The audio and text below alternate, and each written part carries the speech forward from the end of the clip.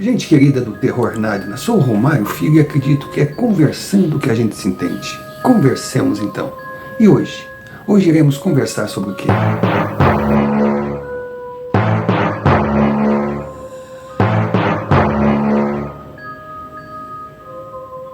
Senhor Romário, que a paz e a luz estejam com o senhor. O meu nome é Danilo e pensei muito antes de tomar coragem e tornar pública a minha experiência.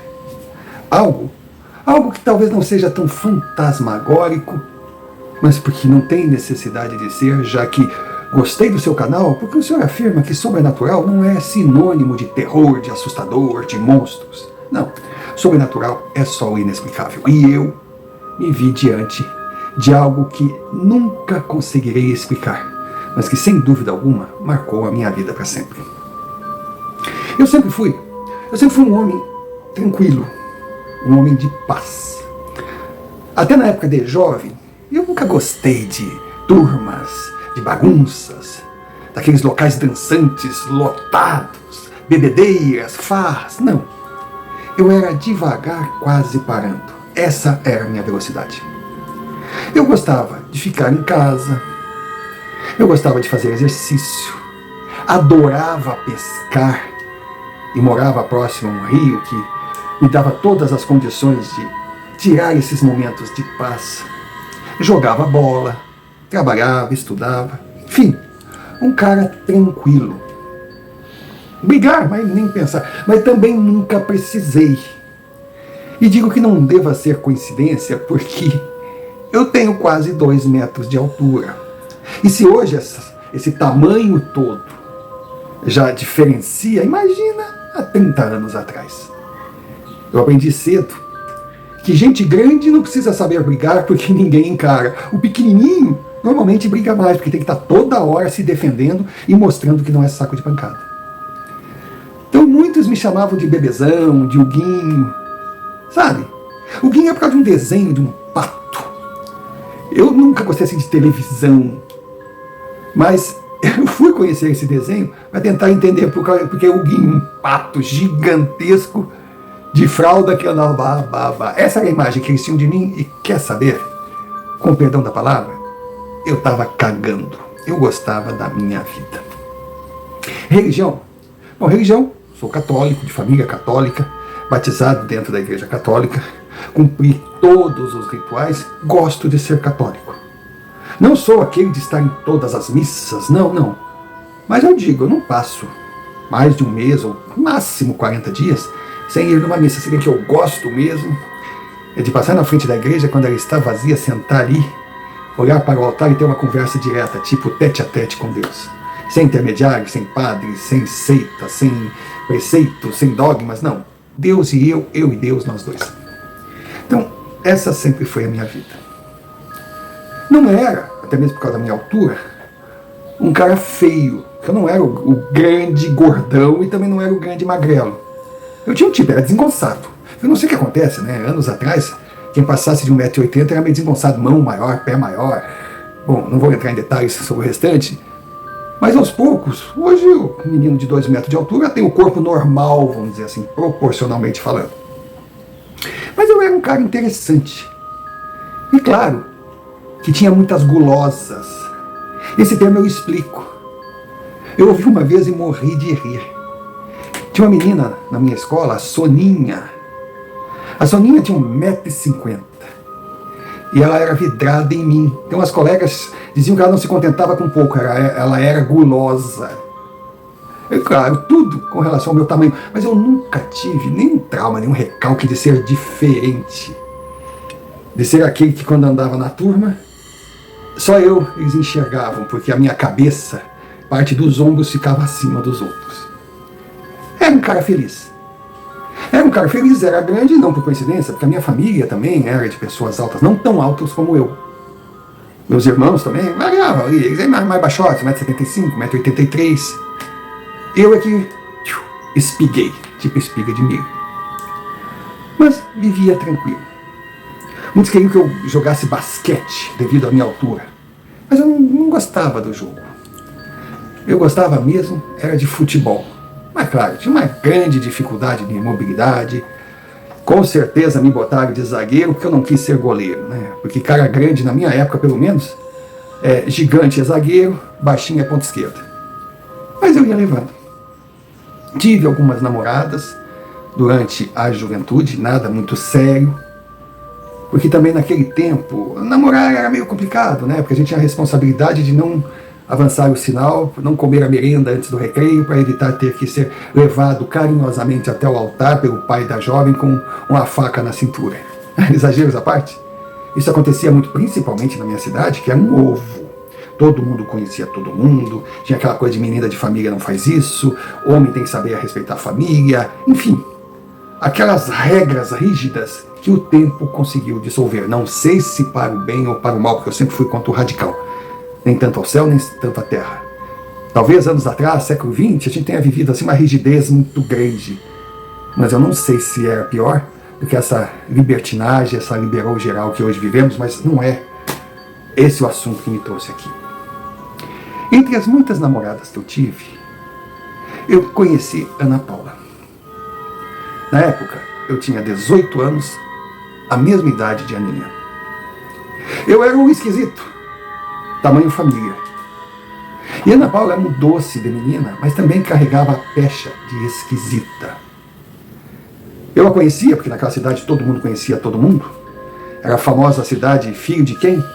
Quando você se apresentava, de quem você é filho? Filho de quem? Ah, eu sou de fulano. Ah, o tio do Beltrano, o Cicrano. Ah, aquele da... Somos parentes.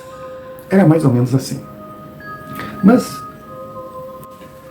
embora eu não me importasse, realmente eu estava pouco ligando para esses rótulos que me davam, eu sempre achei uma deselegância, né, uma falta de respeito, não para comigo, que eu não tinha ousa recalques, mas para o ser humano em si. Ninguém tem o direito de rotular, fazer piadas, colocar apelidos, em que as pessoas são diferentes. Sabe, não tem lógica. Quem não é diferente em algo? Quem não tem um erro de fabricação? Diz para mim, quem não tem aquele ponto que ele odeia ver quando se mira no espelho? Quem? Mas poxa, eu acho que fazer piadas depreciativas de outras pessoas é um absurdo. Parece, sabe, aparenta ser uma arrogância de alguém que faz assim para se sentir melhor do que realmente é. Você concorda? Bom, também deixa pra lá, porque se eu for entrar no mérito, quem estará julgando sou eu. E eu julgo para tentar defender a tese que não se deve julgar, não tem nada a ver. Mas eu convivia com esses rótulos, e Ana Paula também. Mas eu a via de longe, tinha algo nela que me cativava. Ela, sei lá, realmente ela era diferente. Diferente no quê? Não sei, mas era. Era uma bela moça, se vestia bem, era educada. Mas além disso, ela tinha um algo, e aquilo me atraía. Aos poucos, eu me aproximei dela. Aí quando pensei em me apresentar, ela deu a minha ficha toda. Eu digo, poxa, eu não sabia que tu tinha tantas informações, que tu me conhecia. Ela dizia, pô, é difícil eu não te conhecer, olhando pra cima assim. Eu digo, pô, até a filha da puta tá zoando com o meu tamanho, mas tudo bem. Aí começamos uma amizade. Houve uma afinidade muito grande. Mas em determinados dias, ela era uma excelente aluna, caprichosa no seu material, estudava. Mas de vez em quando ela desaparecia por 2, 3 dias. E como a gente começou um namoro, num desses sumiços eu fui na casa dela. Cheguei lá, na hora que estava o pai e a mãe, deu certo. O seu Beto e a dona Silvia. Eu me apresentei. Aí o seu Beto, por favor, entre. Eu vi que a dona Silvia ficou meio assustada. Aí eu sentei, o seu Beto disse, quer uma água, um café? Eu digo, se tiver uma água eu aceito, por favor, Silvia. Esse por favor, Silvia, já soou como deixe a sala porque eu quero conversar com o rapaz. Aí ele me olhou, me parecia uma pessoa muito tranquila. Aí olhou nos olhos. Então você é o candidato a namorar a minha filha? Eu digo, olha, não sei se eu sou o candidato, mas eu ficaria feliz se pudesse. Ah, sei. Sabe, rapaz, o grande sonho de qualquer pai é ver a filha ao lado de um homem digno, um homem que a respeite.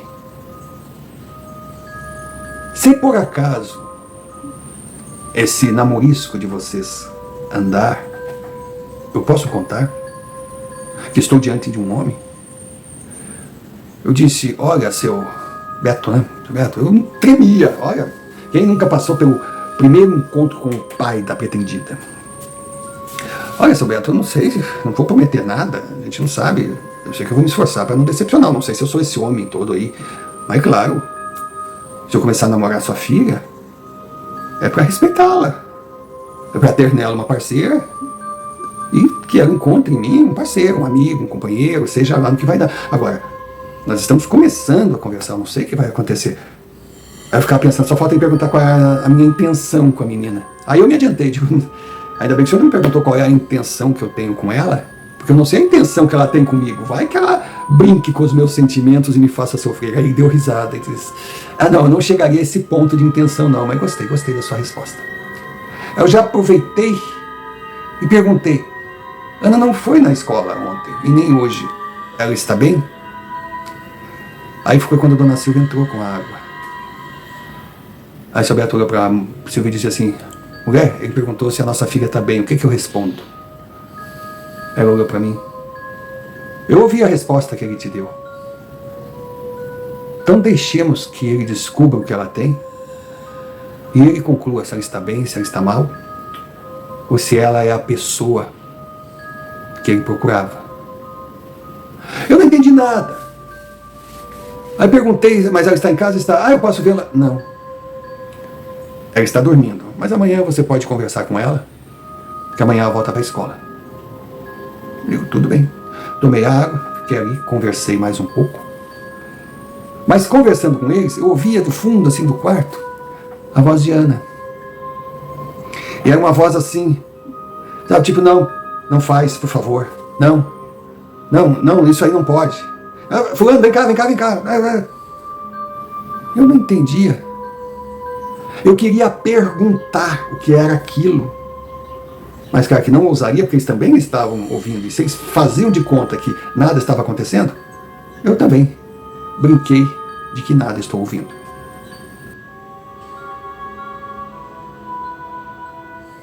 E mais uma vez estou aqui para pedir algo que é fundamental para o meu canal.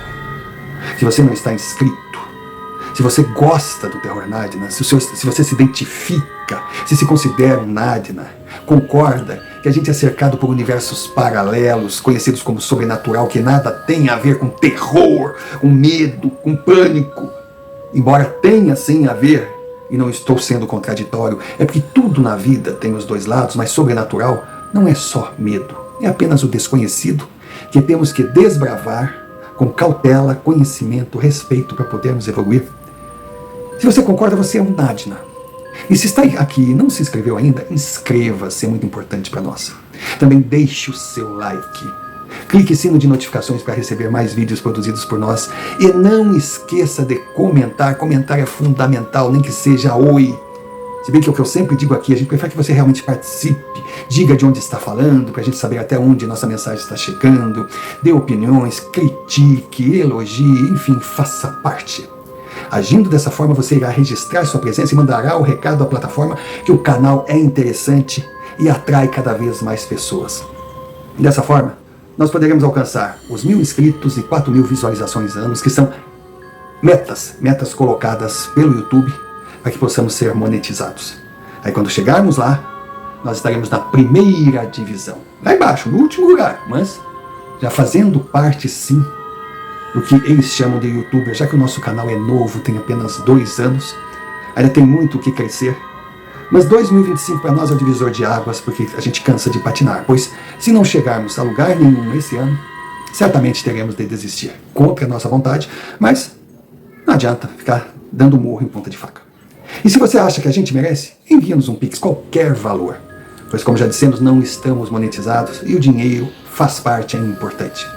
E sempre agradecendo, antes de terminar, aqueles que confiam no nosso trabalho e enviam suas experiências via e-mail, pois elas são o combustível que move a engrenagem. Dado o recado, voltemos ao relato.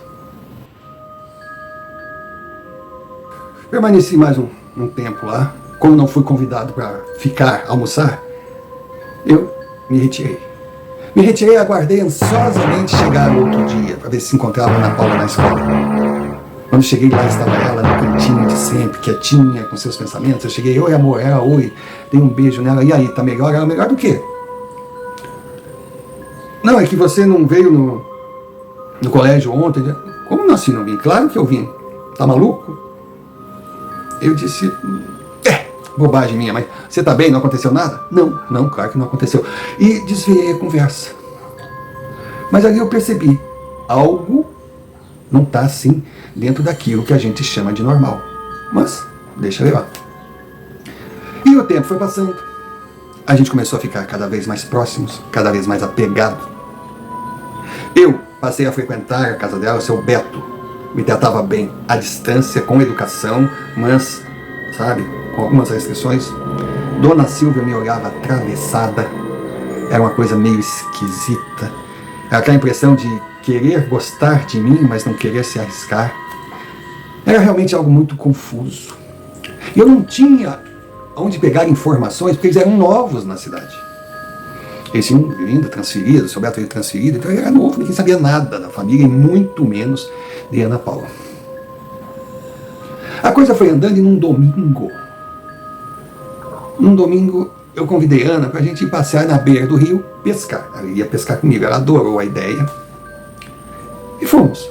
Pegamos as tralhas, eu passei na casa dela com a minha caminhonete, que na verdade era do meu pai, mas era da família. Aí cheguei, montei uma barraca, não pensava em passar a noite ali, mas chegamos domingo bem cedo. Eu montei a barraca para a gente ter um local assim, para ficar, por causa de mosquitos, e para ela ficar acomodada também. Não sei se ela ia querer ter paciência para ficar na beira do rio, para ela fazer a nossa comida, porque ela cozinhava muito bem, tinha tudo para ser um domingo incrível. Na verdade eu pensava no final de semana, mas Deus me livre perguntar se ela podia passar um fim de semana dormindo comigo na barraca. Aí, sei lá, né? Mas daí chegamos, tudo normal. Quando passei na casa dela, tinha um café servido. Perguntar se eu queria tomar café, e eu tinha tomado um cafezinho curto, claro que eu quis. Aí eu vi uma sacola, eu digo, meu Deus do céu, nós vamos passar o mês, aquela brincadeira. Aí seu Beto já disse, essa puxou a mãe, coisa. E fomos. Eu estou montando a barraca. E Ana está sentada, olhando o rio. Aí eu vi que ela estava conversando. Aí eu cheguei perto dela, assim. Tudo bem aí, Ana? Ela virou para mim. Onde estão as crianças? Eu digo, que crianças, Ana? As crianças, meus filhos. Cadê meus filhos? E ficava chamando.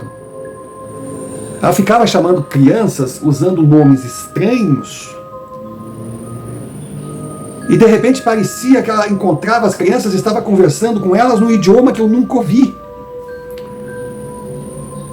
E falava alto, e reinava.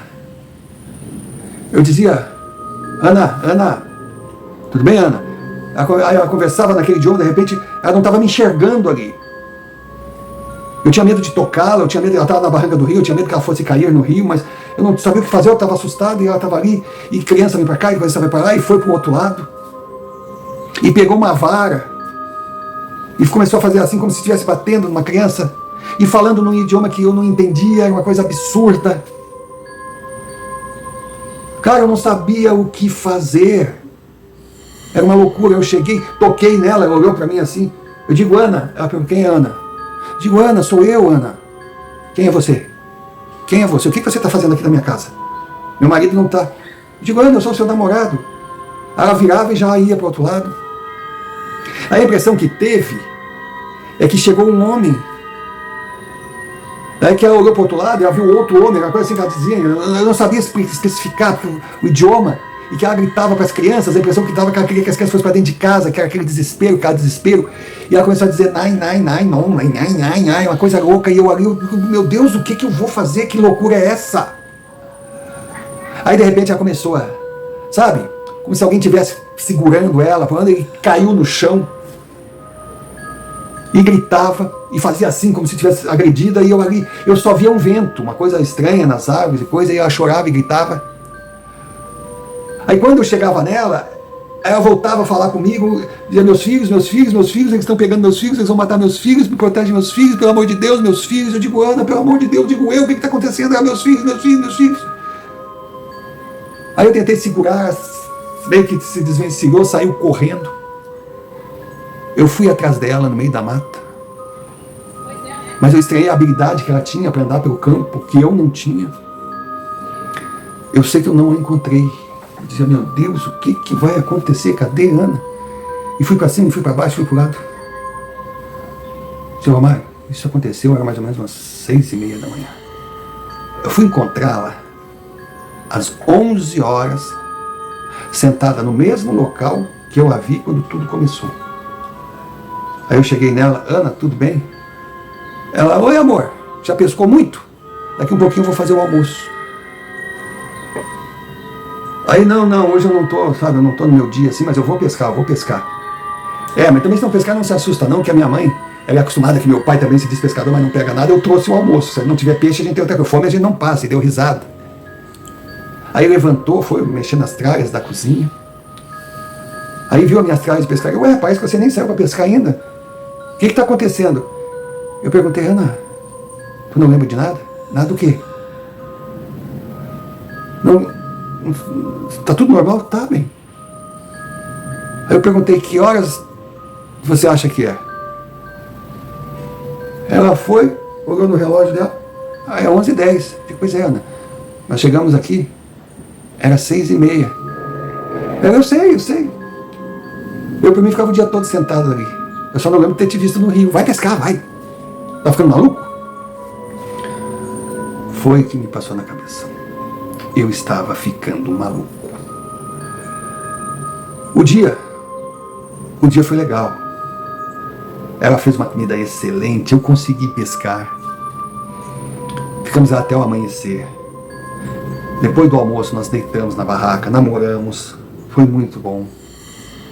Ela era uma pessoa incrível, uma mulher incrível.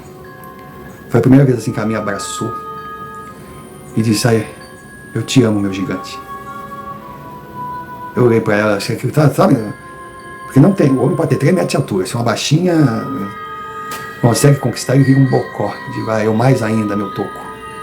Ficamos ali. Quando começou a anoitecer, desfiz a barraca, a deixei em casa.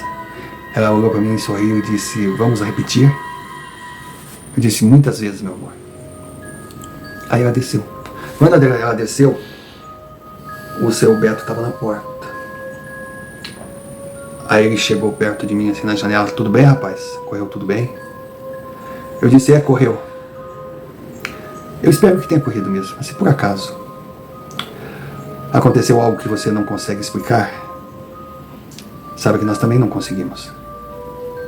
E foi por essa razão que eu quis ter aquela conversa com você.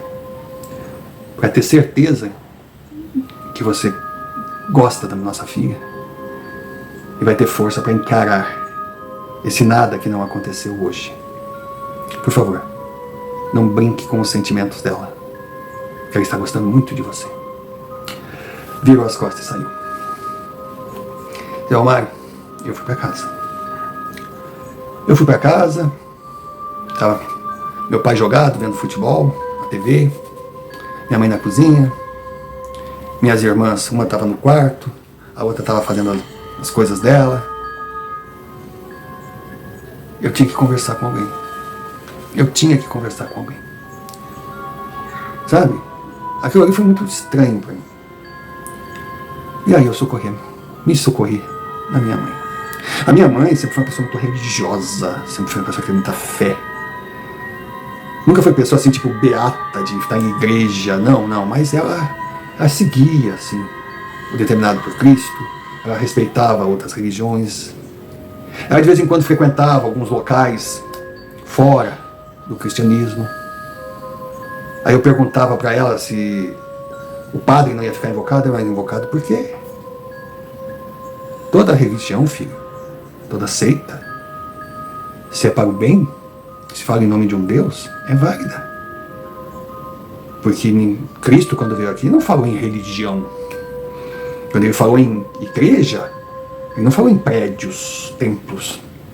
Ele falou que toda vez que tiver 2 ou mais pessoas falando em nome de Deus, será uma igreja, uma comunidade, e a comunidade de trabalho unida, que cada um dá um pouco do seu tempo para ela, visando o bem, é válido. Então, quando eu estou precisando de algo que eu não encontro resposta na Igreja Católica, eu procuro aonde eu posso encontrar. Essa resposta, para mim, não era nenhuma surpresa, porque a minha mãe era uma pessoa assim, iluminada. Eu disse, tá bom, mãe, então senta, que eu tenho uma questão para colocar para a senhora, e a senhora vai me dizer onde eu encontro as respostas. Contei com detalhes, ela só escutou. Aí no final eu digo, e aí mãe, o que tu tem a dizer? Ela falou, o que eu tenho a dizer? Que eu tenho que servir a janta. Teu pai daqui um pouquinho já está reclamando e a comida já está queimando. Eu meio que fiquei decepcionado. Mas eu digo, mãe, diante do que eu te falei, filho, questões importantes, a gente não responde no impulso. A gente precisa primeiro digerir, para não falar besteira. Vamos jantar? Aí para mim ficou claro, a minha mãe estava pedindo um tempo. Não falei mais no assunto, nem com ela, nem com Ana. Passaram alguns dias, aí eu estava no meu quarto, minha mãe bateu, posso entrar, filho? Eu digo, claro, mãe, entra. Ela veio, sentou na minha cama, falou assim, filho, você gosta dessa moça? Eu disse, muito, muito mesmo.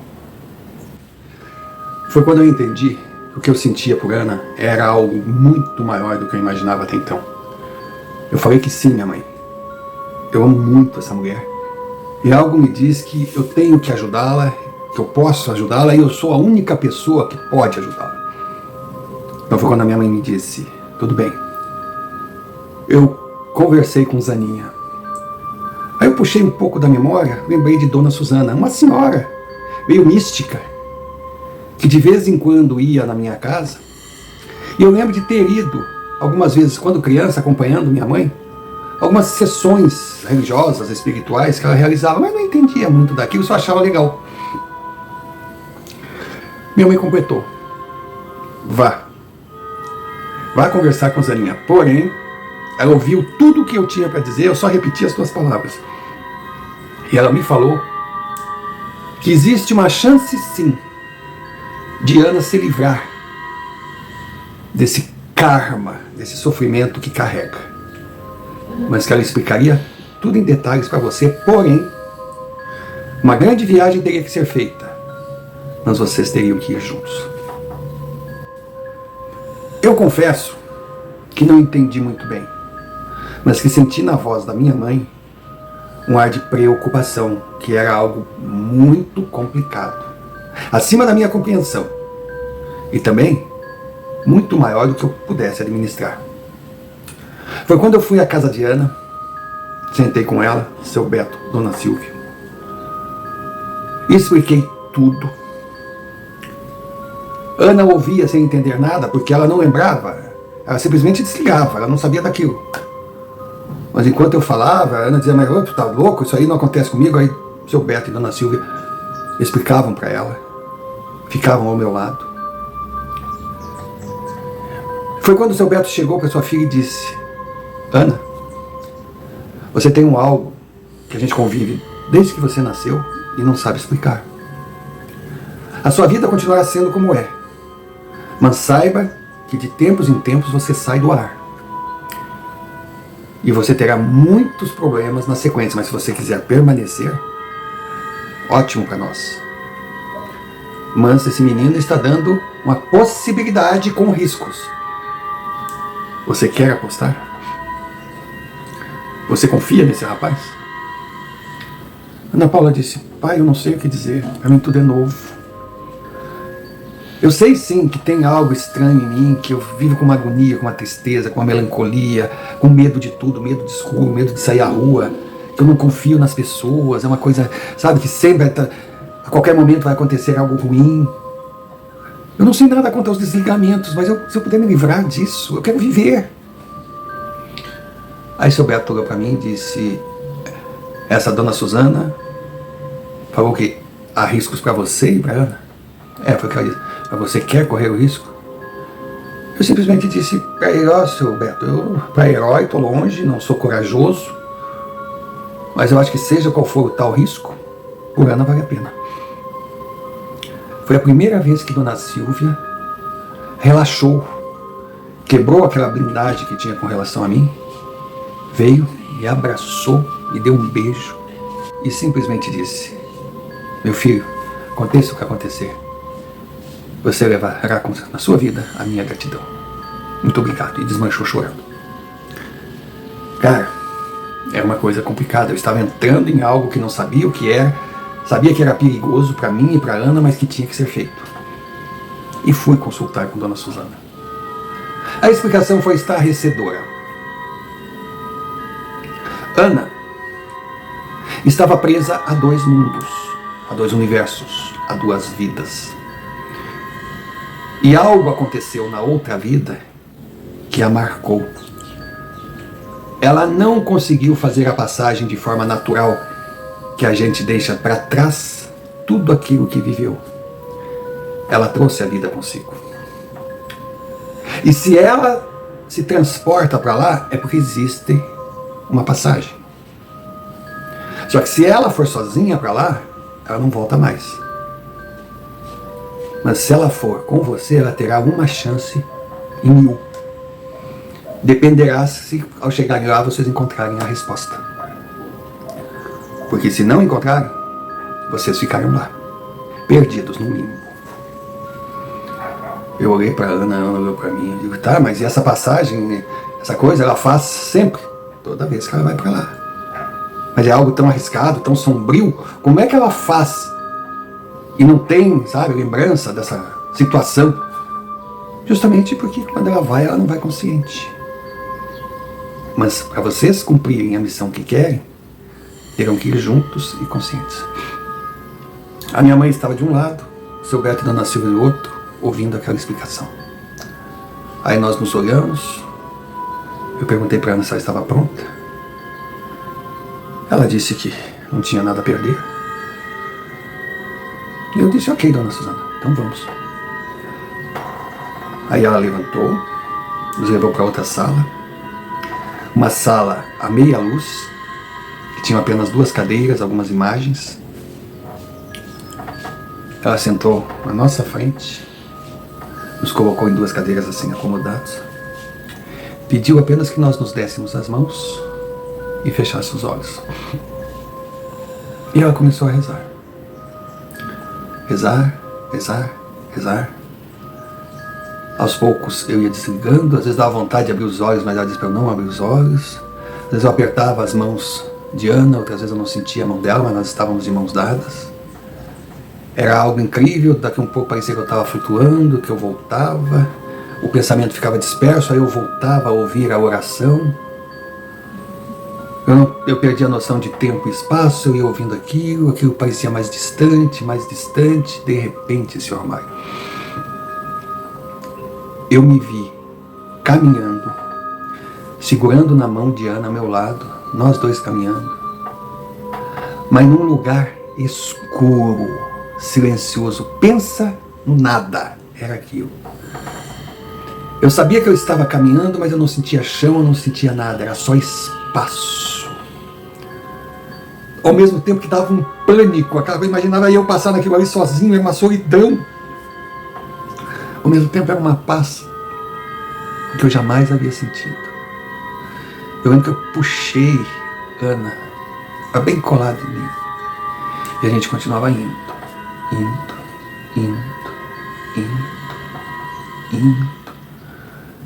De repente eu vi uma luz na frente. A luz foi crescendo e nós fomos indo. É uma espécie de portal, de portão, sei lá. Nós entramos ali.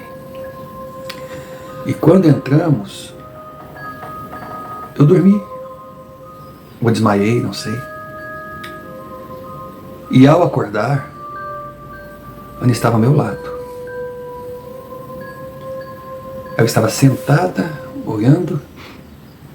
Foi quando eu comecei a olhar em volta, um lugar totalmente estranho, era um campo, cheio de taipas, muros de pedras, uns animais pastando.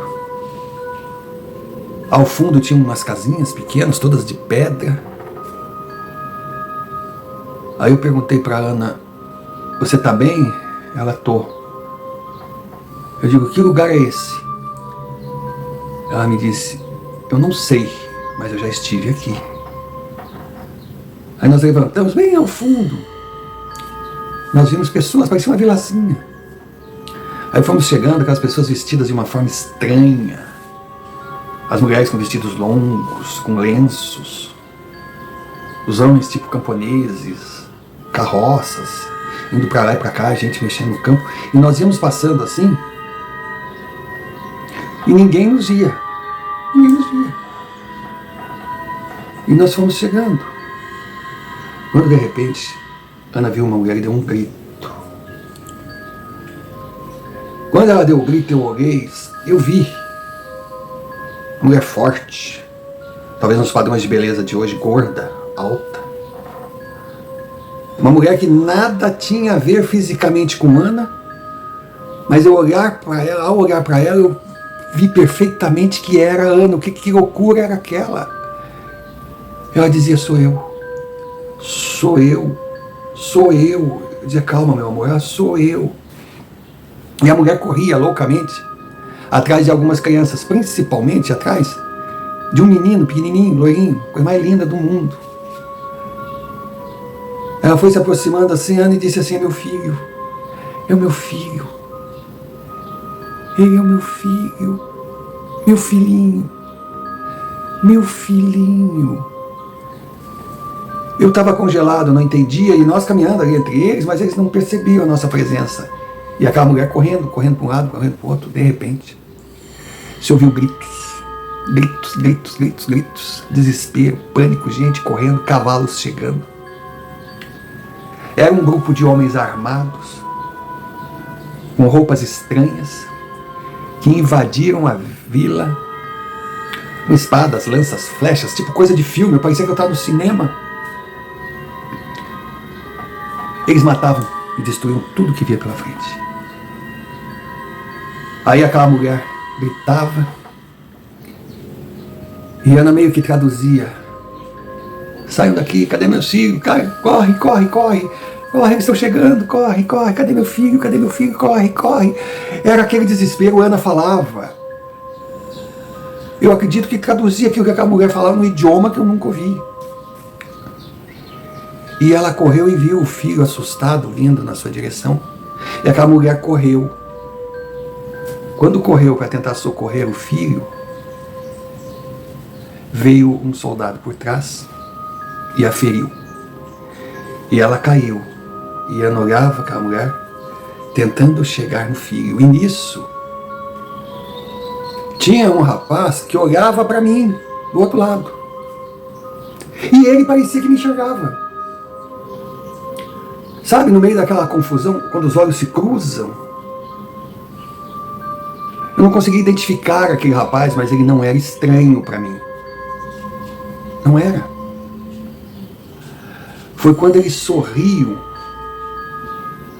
Ele era totalmente diferente de mim, mas naquele sorriso parecia que eu estava me olhando no espelho. E nisso, Ana correu em direção à mulher deitada, com aqueles cavalos passando e coisa. E a mulher, quando olhou, seu filho estava chegando, veio um soldado daqueles com uma lança para ferir mortalmente a criança.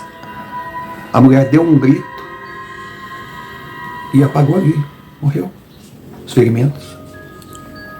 Só que quando aquele soldado chegou para sacrificar a criança, o rapaz que me olhava se antecipou, pegou a criança e saiu e correu no meio dos prédios, naquele meio de tudo, e conseguiu evitar a morte do menino. Só que a sua mãe não viu que ele estava salvo e morreu tentando salvá-lo, e morreu com a certeza que não conseguiu. Quando Ana viu aquele rapaz correndo e o seu filho tinha sido salvo, ela olhou para mim e disse: ele sobreviveu. Ele sobreviveu. Muito obrigado pelo que você fez. Quando eu pensei em perguntar o que ela queria dizer, do nada, nós estávamos novamente na sala, junto com Dona Susana. E a sensação que eu tinha, que eu havia levado uma surra, eu estava todo doído, eu estava destruído. Eu não conseguia respirar. Dona Susana chegou, colocou a mão na minha testa, na testa de Ana e disse: descansem, meus queridos. Vocês estão de volta. Vocês estão em paz. Vocês finalmente cumpriram a missão de suas vidas. Aí Dona Susana saiu da sala. Eu não sei se eu cochilei, se eu desmaiei, se eu viajei. Eu sei que eu demorei para voltar. E quando eu voltei, Ana estava em pé à minha frente. Aí eu olhei para ela. Você lembra do que aconteceu agora? Ela olhou. Lembro, meu amor. E pode saber que nós vamos ter um filho. E o nome dele será Zygmunt. E nós vamos cuidar dele com todo o amor, com todo o carinho, da mesma forma que estamos cuidando há vários séculos. E foi isso, Sr. Romário. Depois que saímos ali da casa de Dona Susana, nós fomos para o hospital. Nós estávamos debilitados, desidratados, precisamos de soro. Ficamos 3 dias internados. Realmente nós estávamos que era só o pó da rabiola. Fracos. Talvez mais um pouco a gente não teria resistido àquela viagem que fizemos. Sugou todas as nossas energias, mas nós conseguimos superar. A vida continuou. Nós voltamos a procurar Dona Susana, perguntar como seria. Ela: não sei, não vejo o futuro. Vivam a vida de vocês, esqueçam o passado. E assim fizemos. Nos formamos, casamos e tivemos o nosso Zygmunt. Sr. Romário, aquela criança que eu vi sendo salva por aquele rapaz que tinha tudo para ser eu, mas até hoje eu não tenho certeza, vou mentir se disser que tem. Eu não vou dizer que ela reencarnou no nosso filho, mas quando nós vimos o Zygmunt, nós sentimos que já conhecíamos aquele menino. A vida passou, outros filhos vieram e felizes nós fomos.